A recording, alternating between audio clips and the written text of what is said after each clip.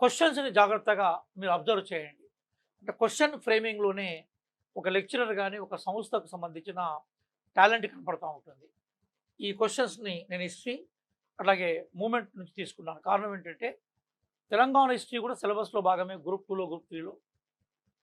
అట్లాగే మూవ్‌మెంట్ కూడా సిలబస్‌లో భాగమే గ్రూప్ 2, గ్రూప్ 3లో. ఈ రోజు ఈ వీడియోలో మాత్రం ఎక్కువగా హిస్టరీ మీద ఫోకస్ చేశాను. ఎందుకోసం అంటే దాని పేరే మనకి ప్రధానంగా హైదరాబాద్ రాజ్య చరిత్ర, తెలంగాణ రాజ్య చరిత్ర. క్వెషన్ నెంబర్ 1 దయచేసి ఆన్సర్స్ రాయండి. I am checking your answers immediately.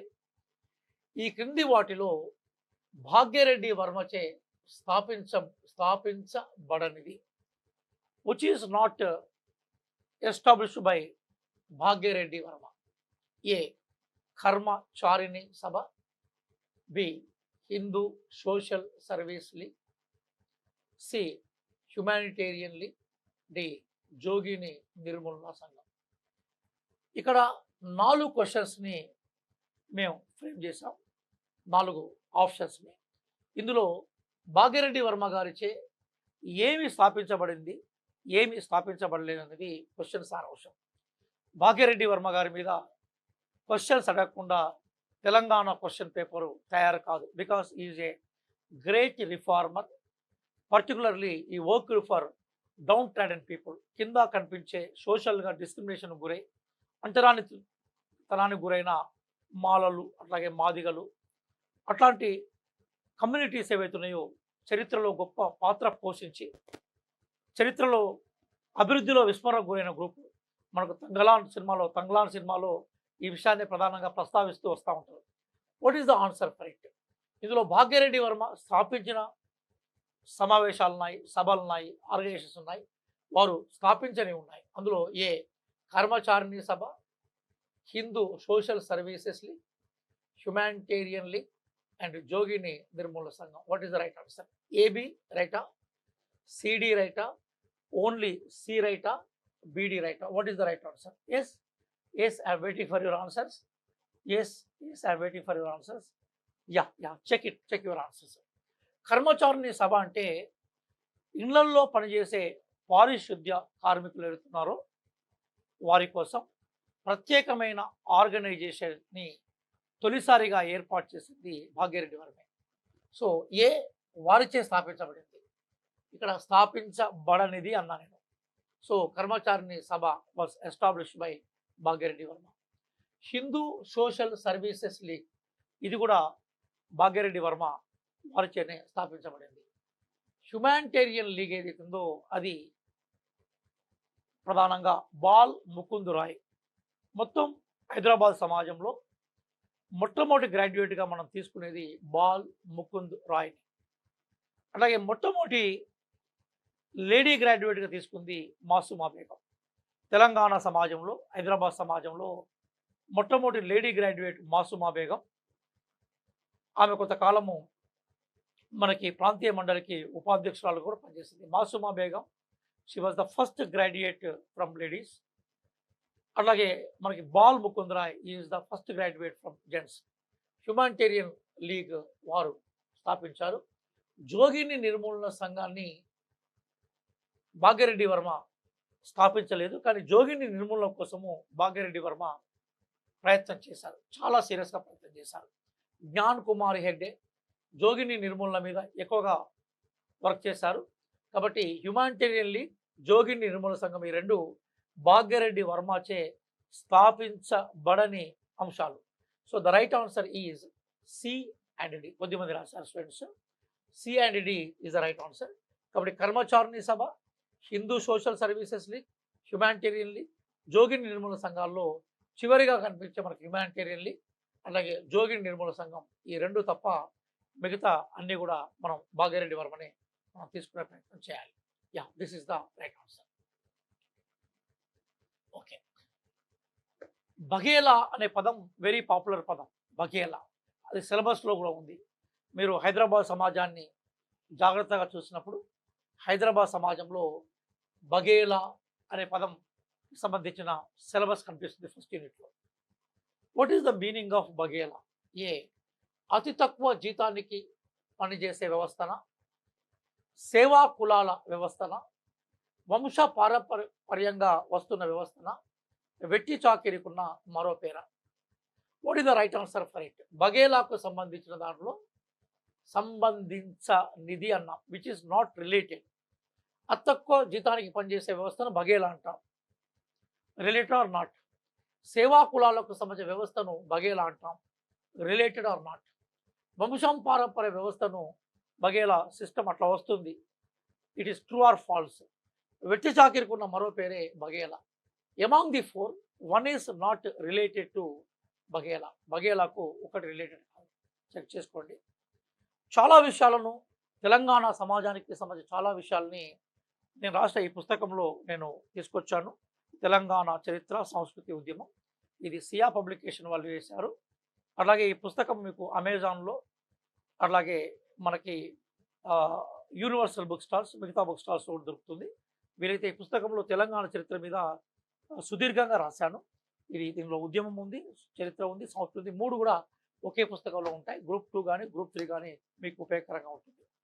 అట్లాగే తెలంగాణ చరిత్ర సంస్కృతి ఉద్యమాన్ని మొత్తం వీడియోస్, దాదాపు 200 పైగా వీడియోస్ ఏవైతే ఉన్నాయో వాటిని we are offering for only 99 rupees.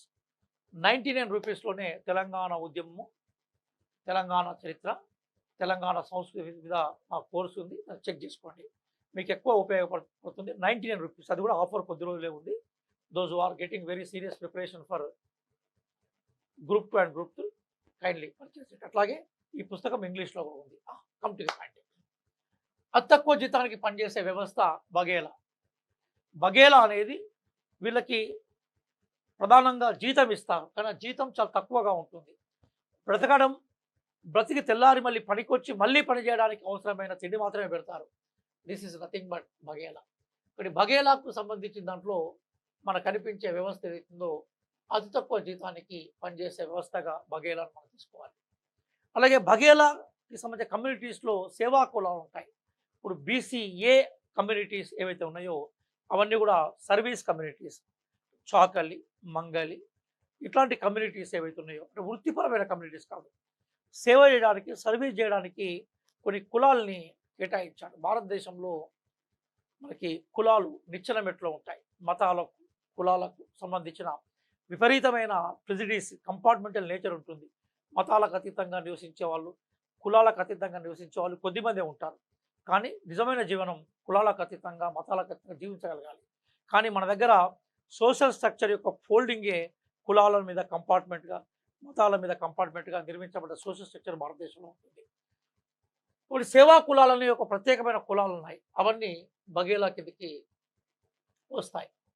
మూడోది ఏంటో బఘేలాలో కులం అనేది ప్రాతిపదికగా ఉంటుంది కాబట్టి సేవా కులాలన్నీ బఘేలా కులాలు కాబట్టి వంశపారంపర్యంగానే ఈ వ్యవస్థ ఉంటుంది. బఘేలా అనేది వెట్టి చాకిరికున్న మరో పేరు కాదు. వెట్టి చాకిరిని మనం ఇంగ్లీష్లో we call it as bonded labour అంటాం. వెట్టి చాకిరి అంటే ఏమాత్రం వేతనం ఇవ్వకుండా జీవితాంతం వాళ్ళ దగ్గర పెట్టుకొని పని చేయించడం. అంటే వేతనం లేకుండా పనిచేసే వ్యవస్థ వెట్టి చాకిరి వ్యవస్థ. Article 23 of Indian constitution, article 24 of Indian constitution is basically band this వెట్టి చాకిరి. వెట్టి చాకిరి వేరు, బఘేలా వేరు. బఘేలాల్లో డబ్బులు ఇస్తారు, జీతం ఇస్తారు, బిచ్చం పెడతారు. బిచ్చం పెట్టడం అంటే మనకి దొరలు కానీ, ఆ ఊళ్ళో ఉండే మోతుబరు రైతులు కానీ పంటలు పండినాక ఈ సేవా కులాలకి వాళ్ళకి ఎంతైతే అవసరమో అంత కొలిసి పెడతారు. అది ఎంత ఉంటుందంటే వాళ్ళు మళ్ళీ అది తిని బ్రతికి మళ్ళీ నెక్స్ట్ పనికి వచ్చేంత మాత్రమే ఉంటుంది. దొర సవారు కచ్చరం మీద పోతున్నప్పుడు ఆ సవారు కచ్చరం ముందు ఉరికేవాళ్ళు సేవా కులాలకు సంబంధించిన వాళ్ళు. భయంకరంగా ఉండేది వాళ్ళ జీవన విధానం. ఇక్కడ బఘేలా అనే సిస్టమ్ కూడా ఒక భయంకరమైన సిస్టమ్ తెలంగాణ సమాజంలో, హైదరాబాద్ సమాజంలో. ఇక్కడ బఘేలాకు సంబంధించింది వెట్టి చాకిరి. ఇది మరో పేరు కాదు. వెట్టి చాకిరి అనేది బాండెడ్ రూపం ఉండేది. వెట్టి అతి తక్కువ కులాలకి అతి తక్కువ జీతానికి పనిచేసే వ్యవస్థ, సేవా కులాల వ్యవస్థ, వంశపారంపర్య వ్యవస్థ, ఈ 3 పాయింట్స్ బఘేలాకు వర్తిస్తూ ఉంటాయి. So the right answer is the 4th is the right answer. చాలామంది రాశారు. వెట్టి చాకిరికి ఉన్న మరో పేరు ఏదో ఆ వెట్టి చాకిరికి ఉన్న మరో పేరు బేసికల్గా మనకు కనిపించే పేరు బాండెడ్ లేబర్. అది బఘేలాకు సంబంధించింది కాదు. పై 3 బఘేలాకు సంబంధించినవి, 4th బఘేలాకు సంబంధించండి. Yeah, shall I go for another question? ఇది ఇంగ్లీష్లో ఉంది, కొంచెం ఓపిక్గా చూడండి క్వశ్చన్. ఇంగ్లీష్లో ఉన్న మీరేం వరి కాకండి, ఇంగ్లీష్ మీడియం పిల్లలకు ఉపయోగపడుతుంది. తెలుగు మీడియం వాళ్ళు కూడా ఇంగ్లీష్ని చదివే ప్రయత్నం చేయాలి. Assertion, I mean a statement. The years 1949 and 1952 saw the emergence of very large-scale mulki movements. 1949-1952 మధ్యన అనేక ముల్కీ ఉద్యమాలు వచ్చాయి. అంటే 1949, 1951-52 మధ్య కనిపించే ఆ టైం ఏదైతుందో అది అనేక ముల్కీ మూమెంట్స్కి నిదర్శనంగా కనిపించింది, విట్నెస్గా కనిపించింది. రీజన్ ఎందుకు అట్లా కనిపించింది? After the annexation of the state of Hyderabad to the union of India under the auspices of general JN Chaudhuri, head of the military government, and the Congress party, Burgul Ramakrishna government allotted various jobs. ఎందుకు Mulki moments బాగా వచ్చాయంటే ఆ 1949-1952 మధ్యన మనకు కనిపించిన జయంతనాథ్ Chowdary government కానీ, Vellodi government కానీ, 52లో అధికారంలోకి వచ్చిన బేసిక్ బురుగుల్ రామకృష్ణ గవర్నమెంట్ కానీ ఉద్యోగాల విషయంలో ప్రజలకి సంబంధించిన యాస్పిరేషన్స్ని వాళ్ళు fulfil చేయలేకపోయినారు. 1. A and R both are correct. R is the correct reason for A. A and R both are correct. R is the correct reason for A. B. 2. A and R both are correct, but R is not correct reason for A.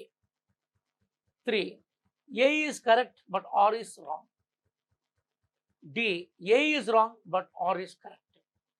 చాలా క్లియర్గా ఉంది question meaning కూడా నేను చెప్పాను. ఫ్యూచర్లో ఈ question meaning చెప్పాను, English అర్థం చేసుకొని మీరు రాయగలగాలి మెల్లమెల్లగా. సో 1, 2, 3, 4లో what is the right answer ఒకసారి చెక్ చేసుకోండి. 1, 2, 3, 4 ఏదైతే కనిపిస్తూ ఉందో ఈ 1, 2, 3లో what is the right answer? Answers slow అవుతున్నాయి, ఇంగ్లీష్ చదవడం కొంచెం ఇబ్బంది పడుతున్నారు, చెక్ చేసుకోండి. ఆన్సర్లు స్లో అవుతున్నాయి, ఇంగ్లీష్ చదవడాన్ని కొంత ఇబ్బంది పడుతున్నారు, చెక్ చేసుకోండి.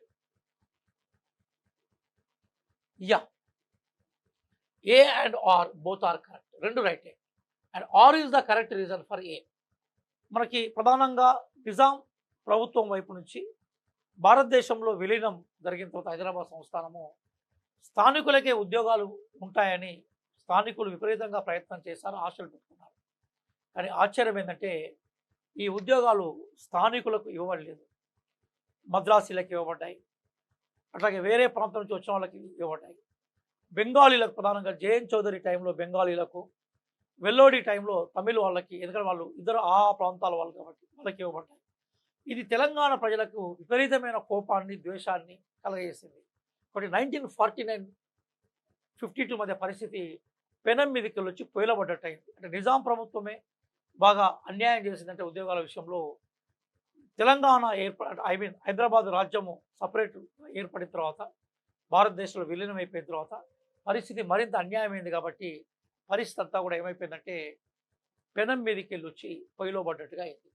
కాబట్టి ఏ అండ్ అందుకోసమే అనేక ముల్కీ మూమెంట్స్ వచ్చాయి. A and R both are correct, R is correct reason for A. This is the basic issue. Yeah, question number 4. Question number 4కు పోయే ముందు ఒక చిన్న అంశం ఏంటంటే దయచేసి 5 మంత్ర కెరీర్ పాయింట్ ఆధ్వర్యంలో టెస్ట్ సిరీస్ వస్తుంది. 5 మంత్ర కెరీర్ పాయింట్ ఆధ్వర్యంలో టెస్ట్ సిరీస్ వస్తుంది. 20 టెస్టులు కండక్ట్ చేస్తారు. ప్రతి సండే మార్నింగ్ 10 o'clockకి టెస్ట్ సిరీస్ ఉంటుంది. నా రిక్వెస్ట్ ఏంటంటే ఈ టెస్ట్ సిరీస్ని మీరు రాయండి. జస్ట్ ఫర్ 99 రూపీస్కే టెస్ట్ సిరీస్ వస్తుంది. మరి 99 రూపీస్కే టెస్ట్ సిరీస్ వస్తుంది కాబట్టి 99 రూపాయలను కట్టి 20 టెస్టులను మీరు తీసుకునే ప్రయత్నం చేయండి. కాబట్టి 20 టెస్టులు 99 రూపీస్కి వస్తున్నాయి, వాటిని తీసుకోండి. తద్వారా మీరు అనేక క్వశ్చన్స్ని ఆన్సర్ చేస్తారు. Now you are seeing the standard of 5 Mantra career Point questions. కాబట్టి జస్ట్ 99 రూపీస్కి 20 క్వశ్చన్స్, 20 టెస్ట్ సిరీస్ కండక్ట్ చేస్తున్నాం కాబట్టి kindly go through it. Yeah, 5th question కూడా ఇంగ్లీష్లో రాశాను. అదేంటంటే what is the wrong with the Andhra Jan Sangh? Andhra Jan Sangh సంబంధించి ఆంధ్ర జనసంఘ్ సంబంధించి మనకి ఇక్కడ కొన్ని సెంటెన్స్ ఇచ్చాము. ఆంధ్ర జనసంఘ్ సంబంధించిన కొన్ని సెంటెన్స్ ఉన్నాయి. ఈ ఆంధ్ర జనసంఘ్ ఏదైతే ఉందో ఈ ఆంధ్ర జనసంఘ్ సంబంధించిన కొన్ని సెంటెన్స్ ఇక్కడ ఇచ్చాం. అవేంటో చూద్దాం మనం. The Andhra Jana Sangh later became the Andhra Mahasabha. Andhra జనసంఘే తర్వాత కాలంలో ఆంధ్ర మహాసభగా మారిపోయింది. B the first meeting of the Andhra Mahasabha was held at Jogipet in Medak district. Andhra మహాసభకు సంబంధించిన మొదటి మీటింగు జోగిపేటలో జరిగింది. Number 3, the Andhra Mahasabha finally went in to the hands of leaders of the left ideologies. క్రమక్రమంగా ఆంధ్ర మహాసభ ఏదైతుందో ఇది వామపక్ష భావాలున్న లెఫ్ట్ ఐడియాలజీ ఉన్న వాళ్ళ చేతుల్లోకి వెళ్ళిపోయింది. 4th ఏదైతుందో ఇట్ వాజ్ బ్యాన్డ్ ఇన్ 1948. ఈ ఆంధ్ర మహాసభ 1948లో బ్యాన్ చేయబడింది. Friends, I have given 4 sentence here. 5th క్వశ్చన్లో నేను 4 సెంటెన్స్ ఇచ్చాను. 4 సెంటెన్స్ కూడా ఆంధ్ర జనసభకు సంబంధించింది. ఈ ఆంధ్ర జనసభకు సంబంధించిన 4 మనకి ప్రధానమైన ఆన్సర్స్లో వాట్ ఈస్ ద రాంగ్ అన్నాను. What is the wrong? Yes, check it. What is the wrong? Simple కనబడుతుంది కదా. ఇట్ వాజ్ బ్యాన్డ్ ఇన్ 1948 ఉంది. 1948 వచ్చేసరికే ఆంధ్ర మహాసభ అదృశ్యమైపోయింది కదా. మనకి 1942 చివరి మీటింగ్ వరకు వచ్చేసరికి ఆంధ్ర మహాసభ 2 భాగాలు అయిపోయింది కదా. కమ్యూనిస్ట్ పార్టీ రావినారాయణ రెడ్డి గారి ఆధ్వర్యంలో ఒక భాగం వెళ్ళిపోతే మనకి సర్దార్ జమలాపురం కేశవరావు ఆధ్వర్యంలోకి కాంగ్రెస్ వింగ్ వెళ్ళిపోయింది. బట్ ఆంధ్ర మహాసభ 1948 వరకు లేదు. అప్పటికే మనం 1948లో ఇండియాలో జాయిన్ అయినాం. మిగతా 3 రైట్, 4th రాంగ్. ఈ 4th ఆన్సర్ రాంగ్ అన్న విషయాన్ని చాలామంది రాశారు. అంటే దీన్ని బట్టి you are getting very serious preparation అనే విషయం అర్థమవుతుంది. Congratulations. Now I'm going to the question number 6కి వెళ్తున్నాను.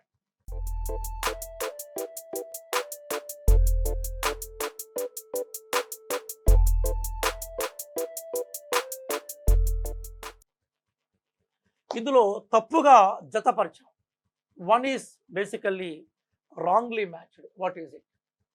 రయ్యత్ ముందుముల నరసింహారావు, ఇమ్రోజ్ సోయబుల్లా ఖాన్, దక్కన్ క్రానికల్ అడవి బాపిరాజు, రైమనీ దక్కన్ అహ్మద్ మొయినుద్దీన్. ఇక్కడ 4 ఆన్సర్స్ ఇచ్చాం మనం. ఇందులో 1 is it is mismatched. Rayyat సంపాదకుడిగా ముందుముల నరసింహరావు గారు ఉన్నారు. ఇమ్రోజ్ సంపాదకుడిగా సోయబుల్లా ఖాన్ ఉన్నాడు. దక్కన్ క్రానికల్ సంపాదకుడిగా అడవి బాపిరాజు ఉన్నాడు. రైమనీ ఈ దక్కన్ సంపాదకుడిగా మహమ్మద్ మొయినుద్దీన్ ఉన్నాడు. ఈ 4 సెంటెన్స్లో 1 ఈజ్ రాంగ్.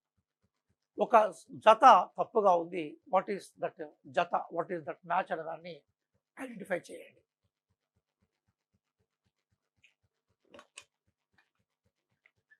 వెరీ గుడ్, సింపుల్గా ఐడెంటిఫై చేశారు. దట్ ఈస్ మనకి Deccan Chronicle is not by అడవి బాపిరాజు. మిగతా 3 రైట్గా మీరు జతపరిచారు. దక్కన్ క్రానికల్ మాత్రము ఇస్ నాట్ అడవి బాపిరాజు. ఎవరో కింద మీరు మెసేజ్ పెట్టండి, నేను చూస్తాను. అన్ని ఆన్సర్లు నేను చెప్పడం కాదు. ఇప్పటికీ హైదరాబాద్ సిటీలో ఎక్కువ మంది చదివే పత్రిక Deccan Chronicle. More people read Deccan Chronicle.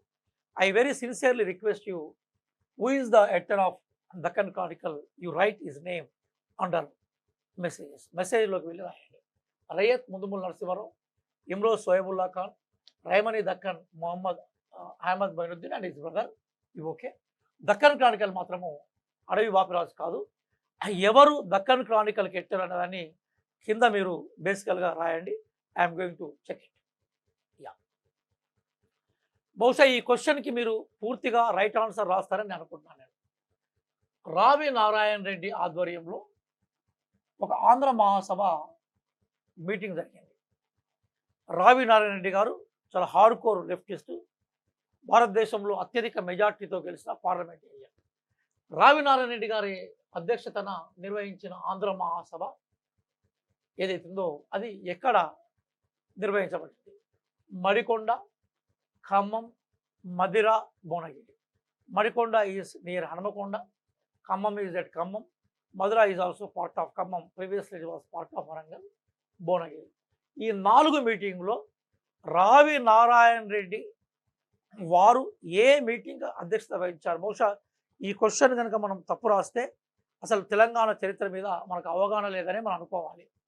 రావి నారాయణ రెడ్డి గారు అధ్యక్షతన నిర్వహించిన ఆంధ్ర మహాసభ ఎక్కడ జరిగింది? మరికొండన, ఖమ్మమ, మధిర, భువనగిరి. అందరూ రైట్ రాస్తున్నారు. నాకు వస్తున్న ఆన్సర్స్ అన్నీ కూడా రైట్ ఉన్నాయి. అందులో మనకు కనిపించే ఆన్సర్ ఏదైతుందో అది Bhuvanagiri. Bhuvanagiri is the right answer. Good. చూద్దాం ఈ క్వశ్చన్కి ఎంత మేరకు మీరు రైట్ రాస్తారు చూద్దాం. ఇది కొంచెం హార్డ్ క్వశ్చన్. ఈ క్రింది వాన్లో తప్పు వాక్యం ఏంటి? What is the wrong among the following? ఈ క్రింది వాన్లో తప్పు వాక్యం ఏంటి? ఏ, హైదరాబాద్ సంస్థానంలో మనకి 22,500 గ్రామాలు ఉండేది, 80 పట్టణాలు ఉండేది. అంటే ఆ రోజుల్లో పట్టణం అంటే the above population of 40,000. Hyderabad సంస్థానంలో 22,500 గ్రామాలు ఉండేది, 80 పట్టణాలు ఉండేది. హైదరాబాద్ సంస్థానము 1800 చాకేమి చదరపు కిలోమీటర్లు, స్క్వేర్ కిలోమీటర్స్ మేరన విస్తరించి ఉంది. సి, తెలంగాణలో రైతువారీ విధానం ఉండేది. డి, తెలంగాణలో జమీందారీ విధానం అమల్లో ఉండేది. ఈ నాలుగిట్లో what is the wrong sentence? ఈ క్రింది వాన్లో తప్పు వాక్యం ఏదన్నా మనం అందులో హైదరాబాద్ సంస్థానంలో 22,500 గ్రామాలు, 80 పట్టణాలు ఉండేవి ఇదా? హైదరాబాద్ సంస్థానము 1800 చదరపు కిలోమీటర్లు పరిధిలో విస్తరించి ఉంది. హైదరాబాద్ సంస్థానం మొత్తం. తెలంగాణలో రైతువారి విధానం ఉండేది, తెలంగాణలో జమీందారీ విధానం అమల్లో ఉండేది. Among this 4 what is the right answer? ఈ నాలుగిట్లో రైట్ ఆన్సర్ ఏదో చూడండి. What is the right answer for this above 4? Right answer నేను సిస్టంలో మీ చూస్తున్నాను. What is the right answer? Yes yes, I'm waiting for your answer. I'm waiting for your answer. చాలామంది C రాస్తున్నారు. కాదండి, సి ఈజ్ రైట్.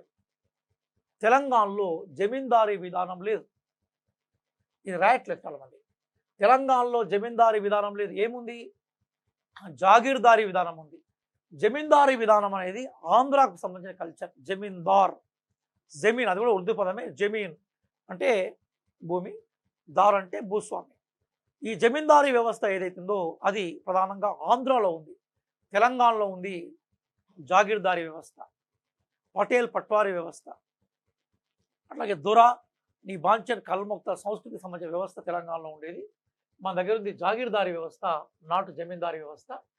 రైతువారి విధానం అంటే రైతులకు భూమి మీద పట్టా ఉండే విధానం ఉంది మన దగ్గర. కదా, రైతులు పన్ను కట్టినప్పుడు దాన్ని జాగీర్దారులు గవర్నమెంట్ స్వాధీనం చేసుకునేది. అది రైతులకు శాపంగా ఉండేది. సేమ్ హైదరాబాద్ సంస్థానం 18,000 చదరపు కిలోమీటర్లో దాదాపుగా ఇంగ్లాండ్ ఎట్లా ఉండేదో అట్లా ఉండేది, దానికన్నా పెద్దగానే ఉండేది. హైదరాబాద్ సంస్థానంలో 22,500 గ్రామాలు ఉండేది. పట్టణ జనాభా ఎక్కువ. ఎందుకంటే మహారాష్ట్ర పైన నాందేడ్, బీడ్, పర్బని, ఉస్మానాబాద్, ఔరంగాబాద్, కర్ణాటక వెళ్ళిపోయిన గుల్బర్గా కానీ, రాయచూరు కానీ, బీదర్ కానీ, అలాగే హైదరాబాద్ చుట్టుపక్కల ప్రాంతాలలో చాలా పట్టణాలు ఉండేది.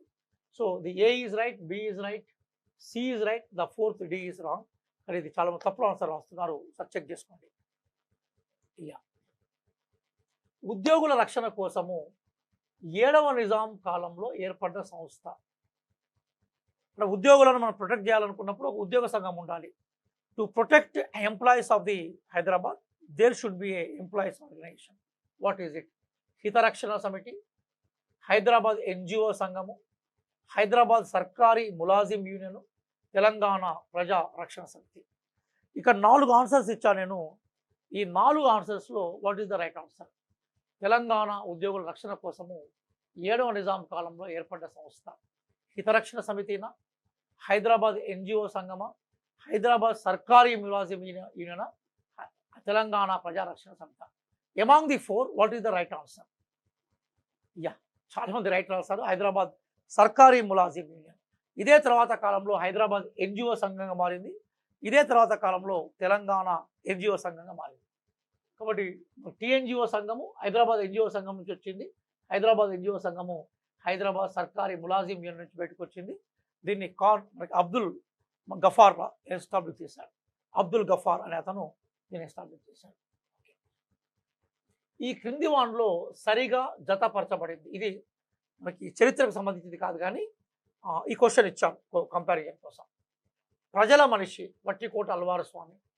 నేను మన నల్గొండ జిల్లా లైబ్రరీకి పోయినప్పుడు ఈ వట్టికోట అల్వార్ స్వామి మీద వాళ్ళ దగ్గర బాగా లిటరేచర్ ఉంది. ఆయన అక్కడే వర్క్ చేశాడు. అలాగే మన దగ్గర సిటీ సెంట్రల్ లైబ్రరీ పేరు కూడా వట్టికోట అల్వార్ స్వామినే. దగాపడ్డ తెలంగాణ గాథ ఎన్నయ్య రాశాడు. బాంధవ్యాలు వాసిరెడ్డి భాస్కరరావు రాశాడు. కొమరం భీం సాహు మరియు అల్లం రాజయ్య రాశాడు. దీన్ని ఒకసారి చెక్ చేయండి. దీన్ని ఒకసారి చెక్ చేయండి. ప్రజల మనిషి వట్టికోట అల్వార్ స్వామి సరికాని జతన, దగాపడ్డ తెలంగాణ సరికాని జతన, బాంధవ్యాలు వాసిరెడ్డి భాస్కర్రావు సరికాని జతన, కొమరం భీం సావు అల్లం రాజే సరికాని జతన. 3 and 4 దగ్గర కన్ఫ్యూజ్ అవుతున్నారు. కొమరం భీంని పరిశోధన చేసి సాహు, ఆయన అసలు పేరు వెంకటేశ్వర్లు, చాలా కాలం వరకు నక్సలైట్ ఉద్యమంలో ఉండేది ఆయన. అలాగే అల్లం రాజయ్య, వీళ్ళిద్దరూ బేసికల్గా కొమరం భీం తీసుకున్నారు. బాంధవ్యాలు రాసింది అంపశయ్య నవీన్, వాసిరెడ్డి భాస్కర్రావు గారు కాదు. So the right answer is బాంధవ్యాలు by Ampasayya Naveen. 3rd right కాదు, మిగతా అన్ని రైటే.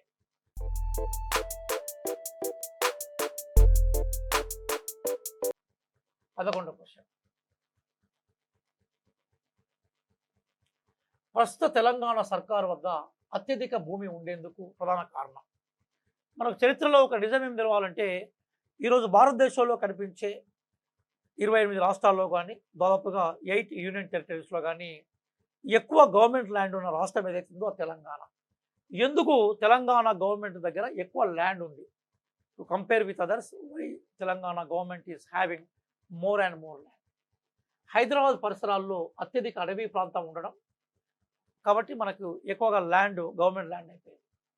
నిజాం సొంత భూమి తర్వాత ప్రభుత్వం చేతుల్లోకి రావడం కాబట్టి హైదరాబాద్లో ల్యాండ్ ఎక్కువ ఉంది. ప్రైవేట్ భూములను ప్రభుత్వమే కొనుగోలు చేయడం కాబట్టి ల్యాండ్ ఎక్కువ ఉంది. పై వాటిలో సరి అయిన సమాధానాలు ఎందుకు గొడవ? 4:30 అయిపోతుంది కదా అనుకుంటున్నాను. What is right answer? I'm looking your answers in system. Very simple. Yes right answers are coming. Nizam సొంత భూమి తర్వాత ప్రభుత్వం చేతుల్లోకి రావడం. మిత్రులారా, మీరు గుర్తుపెట్టుకోవాల్సిన విషయం ఏంటంటే, హైదరాబాద్ సమాజంలో 3 రకాల భూమి ఉండేది. వన్ ఈజ్ దివానీ కాలస, అంటే రైతులకు ప్రత్యక్షంగా పట్టా ఉన్న భూమి ఉండేది. 60% అదే ఉండేది. రైతులు పన్నులు కట్టినా కొద్దీ భూమి ఉండేది. రెండో రకమైన భూమి ఏదైతుందో, ఆ భూమి ఏదైతుందో రైతుల పట్టా తర్వాత వచ్చిన ఆ భూమి ఏదైతుందో మనకి జాగీర్దారుల చేతుల్లో ఉండేది. మన దగ్గర జమీందారీ వ్యవస్థ లేదన్నాం. ఈ జాగీర్దారులో రకరకాల జాగీర్దారులు ఉండేవాళ్ళు. దాదాపుగా 30% ల్యాండ్ వాళ్ళ చేతుల్లో ఉండేది. దాన్నే మనం జాగీర్దారీ ల్యాండ్ అన్నాం. మూడోది సర్ఫే కాస్, నిజాం చేతుల్లో ఉన్న ల్యాండ్. నిజాం చేతుల్లో ప్రైవేట్ ల్యాండ్ ఉండేది. ప్రభుత్వం పోగానే మాకు సెంట్రల్ గవర్నమెంట్ కొంత కంపెన్సేషన్ ఇచ్చింది, రాజభరణం ఇచ్చింది. తర్వాత ఆ భూమి గవర్నమెంట్ తీసుకుంది. దాదాపుగా 10% ల్యాండ్ ఉండేది నిజాం చేతుల్లో. అది మొత్తం హైదరాబాదు చుట్టుపక్కల ఉండేది. ఉండడం వల్ల ల్యాండ్ ఆటోమేటిక్గా గవర్నమెంట్కి వచ్చింది. ఎప్పుడైతే ఆటోమేటిక్గా గవర్నమెంట్కి వచ్చిందో ఆ ల్యాండ్నే మనం ప్రధానంగా ఐటీ ఇండస్ట్రీకి ఇచ్చాము. కాబట్టి తెలంగాణలోకి ఐటీ ఇండస్ట్రీస్ వచ్చాయి. ఎందుకు తెలంగాణలోనే ఐటీ ఇండస్ట్రీస్ వచ్చాయి, హైదరాబాద్లో ఐటీ ఇండస్ట్రీస్ వచ్చాయంటే, ఆ విపరీతమైన ల్యాండ్ ఏదైతుందో, గవర్నమెంట్ ల్యాండ్ ఏదైతుందో, ఆ ల్యాండ్ అంతా మనకు తెలియకుండానే మనము బేసికల్గా గవర్నమెంట్ చేతుల్లో ఉండి తర్వాత ఐటీ ఇండస్ట్రీకి మనం ఫ్రీగా ఇచ్చాం కాబట్టి ఐటీ ఇండస్ట్రీస్ వచ్చాయి. అట్లాంటి ల్యాండ్ తర్వాత ఆంధ్ర పెట్టుబడిదారుల, సినిమా యాక్టర్ల, ప్రధానంగా అక్కినేని నాగార్జున లాంటి భూ కబ్జాదారుల చేతుల్లోకి వెళ్ళిపోయింది. కాబట్టి హైదరాబాద్లో గవర్నమెంట్ ల్యాండ్ ఎక్కడ కనిపించకపోయింది. ఇప్పుడు ఆ గవర్నమెంట్ ల్యాండ్ మొత్తం కూడా చెరువుల రూపంలోకి వెళ్ళిపోయింది. ఆ చెరువుల్లో ఉండే ఆ ల్యాండ్ ఏదైతుందో దాన్ని మనం తిరిగి తెచ్చుకోవాలి. అందుకోసమే హైడ్రా అనగానే హడలెత్తిపోతున్నారు. Hydraa is a best experiment. నాకు తెలిసి నేను సర్వే చేస్తే దాదాపుగా 80% of the people is supporting Hydraa. ఇంకా ఎక్కువ పెరగాల సపోర్ట్. ఎందుకోసం అంటే మంచి చెరువుల్ని, హైదరాబాద్ అంటేనే బాగ్ నగరం కదా, అంటే బాగ్ అంటే మనకి ఉద్యానవనాలు, 5,000 పార్కులు ఉండేది హైదరాబాద్లో. పెరిస్తా రాస్తాడు హైదరాబాద్ గురించి. అలాగే 500లకు పైగా చెరువులు ఉండే హైదరాబాద్లో. అవన్నీ ఆక్రమణకు గురైనాయి. ఇప్పుడు ఒక 20 చెరువులు కూడా లేవు హైదరాబాద్లో. ఫ్రీగా 15 చెరువులు, 16 చెరువులు, 8 మాత్రం ఎగ్జిస్టెన్స్గా ఉన్నట్టు చెప్తున్నారు. మరి మిగతా చెరువులన్నీ ఎడిపోయినాయి. అవన్నీ కూడా అక్కినేని నాగార్జున లాంటి వాళ్ళు లేదా ఆయన దోస్తులు, తాబేదారులు గుంజేసుకున్నారు. వాటిని మళ్ళీ తిరిగి తెచ్చుకునే ప్రయత్నాన్ని రేవంత్ రెడ్డి గారి గవర్నమెంట్ చేస్తుంది. అభినందిద్దాం మనం హైడ్రాను. కాబట్టి ఆ ల్యాండ్ అంతా కూడా సర్ఫే కాస్ట్ రూపంలో ఉండేది. ఆ ల్యాండ్ తెలంగాణ సర్కారుకు వచ్చింది. కాబట్టి to compare with other states, our state is having comfortable governing it. నిజంగా క్వశ్చన్స్ మీకు నచ్చితే లైక్ చేయండి, షేర్ చేయండి. అట్లాగే మీ ఫ్రెండ్స్తో ఈ వీడియో చూపెట్టండి. దాంతోపాటుగా 5 మంత్ల కెరీర్ ప్యాటర్న్ సబ్స్క్రైబ్ చేయండి, యాప్ను డౌన్లోడ్ చేసుకోండి. 12th question, who is the writer of the end of అన్ ఎరా? ఇది చాలా అద్భుతమైన పుస్తకం, ఇది అద్భుతమైన బుక్ ఇది, ద ఎండ్ ఆఫ్ అన్ ఎరా. ది ఎండ్ ఆఫ్ అన్ ఎరా అనే పుస్తకాన్ని ఎవరు రాశారు? KM Munshi రాశాడా, Krishna Menon రాశాడా, Jawaharlal Nehru రాశాడా, Gautam పింగ్లే రాశాడా? Who wrote? It's a wonderful book. ప్రధానంగా సంస్థానాలకు సంబంధించిన ఇష్యూస్ మీద ఇందులో ఉంది. ఎవరు రాశారు ఈ పుస్తకాన్ని? That is the question. KM మున్షినా, కృష్ణమేనన్నా, Jawaharlal నెహ్రూరా, Gautam పింగ్లేనా? Yes, చాలామంది కృష్ణమేనన్ రాస్తున్నారు. The right answer is KM Munshi. మనకు Gautam పింగ్లే రాసిందో the fall and rise of Telangana. Jawaharlal Nehru అనగానే మనం గుర్తువచ్చేది discovery of India. Krishna Menon integration of princely states in India రాశాడు. కేఎం మున్షి రాశాడు. కేఎం మున్షి ఎవరు? భారత ప్రభుత్వము నిజాం దగ్గర పెట్టిన చివరి రాయబారి.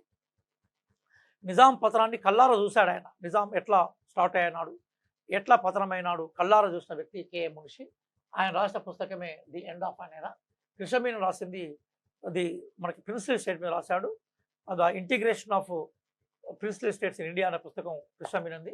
నెహ్రూ అనగానే చాలా పుస్తకాలు, దానిలో డిస్కవరీ ఆఫ్ ఇండియాకి ఎక్కువ వినిపిస్తాం. The fall and rise of Telangana Gautam Pingle. ఆ కేఎం మున్షి పేరుతో రాశారో that is the right answer. భాషా ప్రాతిపదిక రాష్ట్ర విధానానికి తొలిసారిగా తెలంగాణలో ఎదురు దెబ్బ తగిలింది అంటాడు. ఎదురైంది కాదు, ఆ తొలి సవాల్. భాషా ప్రాతిపదిక రాష్ట్ర విధానానికి తొలి సవాల్ తెలంగాణలో ఎదురైందని ఎవరు అన్నారు? ఇందులో ఇట్స్ వ్యాలిడ్ క్వశ్చన్. అంటే 1956లో జవహర్లాల్ నెహ్రూ ఫజల్ అలీ కమిషన్ని నియమిస్తాడు. మీకు అందరికీ ఫజల్ అలీ కమిషన్ గురించి తెలుసు, నేను కూడా నా వీడియోస్ ఉన్నాయి, అట్లాగే పుస్తకాలు ఉన్నాయి. ఈ ఫజల్ అలీ కమిషన్ అనే కమిషన్ ఏదైతే ఉందో, ఈ కమిషన్ని వేసినప్పుడు భాషను బేస్ చేసుకొని రాష్ట్రాలు పెట్టారు. కానీ ఫజల్ అలీ కమిషన్ జవహర్లాల్ నెహ్రూ ఎవరైతే దీన్ని ప్రధానంగా తీసుకొచ్చాడో వాళ్ళు తీసుకొచ్చి భాషా ప్రయుక్త రాష్ట్రాలు ఏర్పాటు చేసినప్పుడు ఫస్ట్ సవాల్ ఎక్కడ వచ్చిందంటే దట్ వాజ్ ఫ్రమ్ తెలంగాణ అని చెప్పారు. ఎవరు చెప్పారు? మధు లిమాయే, అటల్ బిహారీ వాజ్పేయి, దేవేగౌడ్, సిహెచ్సి గౌడ్ హెడా, బూరుగుల రామకృష్ణరావు. భాషా ప్రాతిపదిక రాష్ట్రాలను ఏ నెహ్రూ గవర్నమెంట్ ఫజల్ అలీ కమిటీ ఆధారంగా ఏర్పాటు చేసిందో వాటికి first challenge faced by Jawaharlal Nehru regarding language based state it is from Telangana అని చెప్పింది మధులిమాయ, అటల్ బిహారీ వాజ్పేయి, హెడే, బూర్గు రామకృష్ణరావు. దీనికి కూడా ఆన్సర్ రావట్లేదు. ఇంకా బాగా చదవాలి మనం. అంటే చదివితే ఆన్సర్ అని కాదు, మీరందరూ మీ దగ్గర కొన్ని పుస్తకాలు ఉంటాయి, అవే చదువుతుంటారు. ఆ పుస్తకాలు ఎవరు? ఒక ఆయన ఆంధ్ర నుంచి, నంద్యాల నుంచి పుస్తకం రాస్తే దాన్ని మనం కొనుక్కొని విరివిగా చదువుతున్నాం మనం. ఇంకో పుస్తకంలో ఓన్లీ తెలంగాణ ఉద్యమం ఫస్ట్ పార్ట్ ఎక్కువ ఉంది, అది ఎక్కువగా టీఆర్ఎస్ కోణంలో రాయబడి అది చదువుతున్నాం. ఇంకో ఆయన ఇంటర్మీడియట్ కంప్లీట్ చేసి డిటిపి ఆపరేటర్గా పనిచేస్తే ఆయన పుస్తకం చదువుతున్నాం. కొంచెం స్టాండర్డ్ పుస్తకాలు తెలంగాణ ఉద్యమకాలు రాస్తారు, వాటి చూడండి, మీకు చాలా విషయాలు తెలుస్తాయి. The right answer is Atal Bihari Vajpayee. Atal Bihari Vajpayee చెప్తాడు. ఒక 1969 ఉద్యమాన్ని జనసంఘ్ వ్యతిరేకిస్తుంది, కానీ జయాంధ్ర ఉద్యమం 1972లో వచ్చినాక జనసంఘ్ దాన్ని సపోర్ట్ చేస్తుంది. అప్పుడు బీజేపీ, అప్పుడు జనసంఘ్ రూపంలో ఉండేది. ఈ వాక్య చేసింది వాజ్పేయి. Okay, 14th question. ఇది ఎంత బాగా చేస్తారో నేను చూస్తాను. పివి నరసింహారావు ముఖ్యమంత్రిగా ఉన్న కాలంలో చేయబడ్డ ఈ చట్టానికి వ్యతిరేకంగా ఆంధ్ర భూస్వాములు జయాంధ్ర ఉద్యమాన్ని బలపరిచారు అనే వాదన ఉంది. వాస్తవంగా ఏంటంటే చాలామంది ఏమనుకుంటారంటే తెలంగాణ ఉద్యమం జై తెలంగాణ ఉద్యమం వచ్చింది కాబట్టి, బికాస్ జై తెలంగాణ మూమెంట్కి తెలంగాణ ఉద్యమం రూపంలో జై తెలంగాణ ఉద్యమం వచ్చింది కాబట్టి ఆంధ్రాలో జయాంధ్ర ఉద్యమం వచ్చిందని అనుకుంటారు. అది సరే, అది అట్లే వచ్చింది కాబట్టలేదు. కానీ ఇంకో రీజన్ ఏంటంటే తెలంగాణలో communist party land to the tiller అనే నినాదం ఇచ్చింది, అంటే దున్నేవాడికే భూమి అనే నినాదం ఇచ్చింది. దాంతో కాంగ్రెస్ పార్టీ మీద కూడా సోషలిస్ట్ ప్రభావం ఉండేది. ఇక్కడ భూ సంస్కరణలు జరిగాయి, ఆ ప్రయత్నాలు జరిగాయి. ఆచార్య వినోబా భావే లాంటి వాళ్ళు చాలా సీరియస్గా వర్క్ చేసి భూదాన ఉద్యమాన్ని తెలంగాణలో నిర్మాణం చేశారు. కానీ ఆశ్చర్యం ఏంటంటే ఆంధ్రాలో భూ సంస్కరణలు జరగలేదు, భూదాన ఉద్యమాలు జరగలేదు. కాబట్టి ఆంధ్రాలో భూమి ఎక్కువగా తోటల రూపంలో రొయ్యల చెరువుల రూపంలో ఆంధ్ర భూస్వాముల దగ్గర ఉండేది. వాళ్ళకి బాగా కోపం వచ్చింది పివి నరసింహరావు ఈ యాక్ట్ తీసుకురాగానే. అందుకోసం వాళ్ళు భూస్వాములు బాగా డబ్బులు పెట్టి జయాంధ్ర ఉద్యమాన్ని బాగా బలోపేతం చేశారు. ఏ యాక్ట్ జయాంధ్ర ఉద్యమానికి దోహదపడ్డది అనేది ఇక్కడ క్వశ్చన్ ఆన్సర్. ఆంధ్రప్రదేశ్ భూ సంస్కరణ చట్టం 1973, Hyderabad prevention of eviction ordinance 1972, Hyderabad కౌలు వ్యవసాయ భూముల చట్టం 1915, ఆంధ్రప్రదేశ్ అసైన్డ్ భూముల బదలాయింపు చట్టం 1977. What is the right answer for it? మనకు కనిపించే 14th what is the right answer చెప్పండి. ఇక్కడ మనకు 4 ఆన్సర్స్ ఇచ్చాను. ఈ 4 ఆన్సర్స్లో what is the right answer చెప్పండి నాకు. పివి నరసింహరావు ముఖ్యమంత్రిగా ఉన్న కాలంలో చేయబడ్డ ఈ చట్టానికి వ్యతిరేకంగా ఆంధ్ర భూస్వాములు జయాంధ్ర ఉద్యమాన్ని బలపరిచారు అనే వాదనలో ఏది రైట్ చెప్పండి. ఆంధ్రప్రదేశ్ భూ సంస్కరణ చట్టం 1973, Hyderabad prevention of eviction act 72, Hyderabad కౌలు వ్యవసాయ భూముల చట్టం 1915, ఆంధ్రప్రదేశ్ అసైన్ భూముల చట్టం 1977. ఎక్కువ మంది సెకండ్ రాస్తున్నారు, కొంత ఫస్ట్ రాస్తారు. ఫస్టే అంటే మనకు అప్పటికే పివి నరసింహరావు దేనికి ముఖ్యమంత్రి? సార్స్ అండ్ మేడమ్స్, ముఖ్యమంత్రి దేనికంటే is the CM of entire Andhra Pradesh. కాబట్టి హైదరాబాద్ వరకే ఆయన యాక్ట్స్ ఉండవు. హైదరాబాద్లో యాక్ట్ అయితే ఆంధ్ర ఎందుకు స్పందిస్తుంది? కాబట్టి అయితే ఫస్ట్ కావాలి లేకపోతే 4th కావాలి. కానీ 77 అన్నాం 4th, అప్పుడు మనం ఎమర్జెన్సీలో ఉన్నాం. First is the right answer. Andhra Pradesh భూ సంస్కరణ చట్టం 1973లో ఆంధ్ర ప్రాంతంలో ఉండే జమీందారుల భూములు పోయినాయి కాబట్టి వాళ్ళు పివి నరసింహరావును టార్గెట్ చేసి జయాంధ్ర ఉద్యమాన్ని తీసుకొచ్చారు. అందుకు ఏలూరులో there was attack on PV Narasimharao. చూడండి ఇది ఎట్లా చేస్తారో నేను చెక్ చేస్తాను. కొంచెం ఇట్లాంటి క్వశ్చన్స్ టైం టేకింగ్ ఉంటాయి. Questions like this you have to take time. ఇటువైపు ఇయర్స్ ఇచ్చారు 1925, 1920, 1917, 1915. ఇటువైపు నేను ఇన్సిడెంట్స్ ఇచ్చాను. Osmania university, first education meeting in Hyderabad, ఫర్మానా 46, Charminar cigarette factory. ఈ మొత్తం కూడా టోటల్గా మనకు కనిపించే ఈ క్వశ్చన్ ఏదైతుందో ఈ క్వశ్చన్ టోటల్గా ఇయర్స్కి సంబంధించింది. ఈ మధ్య కాలంలో క్రొనాలజీ మీద కూడా క్వశ్చన్స్ అడుగుతున్నారు. చెక్ చేయండి. చెక్ చేసే ముందు ఒక చిన్న అంశం ఏంటంటే 5 మంత్ర కెరీర్ పాయింట్ ఆధ్వర్యంలో మీరు ఒకసారి యాప్ను డౌన్లోడ్ చేసుకోండి. మీరు యాప్ను డౌన్లోడ్ చేసుకుంటే ఏమైందంటే మీకు మొత్తం 5 మంత్రాలో ఏమేమి స్కీమ్స్ ఉన్నాయి, వాటి ఎట్లా మనం డీల్ చేయాలనేది మీకు తెలుస్తుంది. దయచేసి you make it. Yeah, check చేయండి. మనకు చార్మినార్ సిగరెట్ ఫ్యాక్టరీ అనగానే 1925 రావాలి.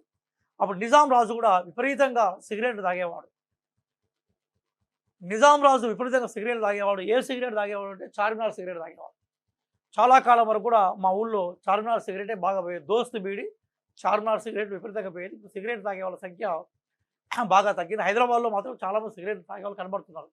నా ఊళ్ళల్లో మాత్రం సిగరెట్ తాగే వాళ్ళ సంఖ్య బాగా తగ్గి ఆల్కహాల్ తాగే వాళ్ళ సంఖ్య పెరిగింది. ఇది మంచిది కాదు. తెలంగాణ సమాజంలో ఒకప్పుడు సిగరెట్ తాగేది, బీడీలు తాగేది, తగ్గుతుంది, అది గుడ్. కానీ ఆల్కహాల్ తాగే వాళ్ళ సంఖ్య పెరుగుతుంది. ఈరోజు నేను ఏదో V6 న్యూస్ చూస్తున్నప్పుడు భారతదేశంలో ఆల్కహాల్ కన్జంప్షన్లో ఎక్కువగా ఉన్న స్టేట్ తెలంగాణ. అది రైట్ కాదు. యూత్ బాగా అడక్ట్ అవుతున్నారు. It's not good. 1925లో చార్మినార్ సిగరెట్ ఫ్యాక్టరీ ఏదైతుందో దట్ వాజ్ దే. అలాగే 1920 అనగానే మనకేం గుర్తురావాలంటే ఫర్మానా 46 వచ్చింది, ముల్కీ రూల్ సంబంధించిన ఫర్మానాది. 1917 అనగానే రష్యా విప్లవం గుర్తురావాలి మనకి. సోవియట్ యూనియన్లో గొప్ప విప్లవం, దాన్ని బోల్షివిక్ విప్లవం అంటున్నాం. లెనిన్ ఆధ్వర్యంలో వచ్చిన విప్లవం. లెనినే వాడ్లిమిర్ ఇలిచ్ లియానోవ్గా పిలువబడుతున్నాడు. 1917లోనే ఉస్మానియా యూనివర్సిటీ ఎస్టాబ్లిష్ అయింది. 1917 అనగానే 2 విషయాలు గుర్తురావాలి. ప్రపంచ రాజకీయాల్లో the emergence of Soviet Union, Telangana రాజకీయాల్లో the establishment of Osmania university. అలాగే 1915 అన్నా మనము, అది మనకు కనిపించే first educational meeting in Hyderabad. 1920 నాటికే మన దగ్గర తెలంగాణలో 120కి పైగా లైబ్రరీస్ ఉండేది. లైబ్రరీ ఉద్యమం బాగా జరిగింది ఇక్కడ. అలాగే మేయర్ కమిటీ తెలంగాణలో రిఫార్మ్స్ తీసుకొచ్చింది. వీటికి అనుగుణంగానే ప్రధానంగా మనకు తెలంగాణ మూమెంట్ బలంగా వచ్చింది, చైతన్యం వచ్చింది. కాబట్టి A4, B3, C1 1917, C1, D 1915, D2 first education meeting. These are the answers.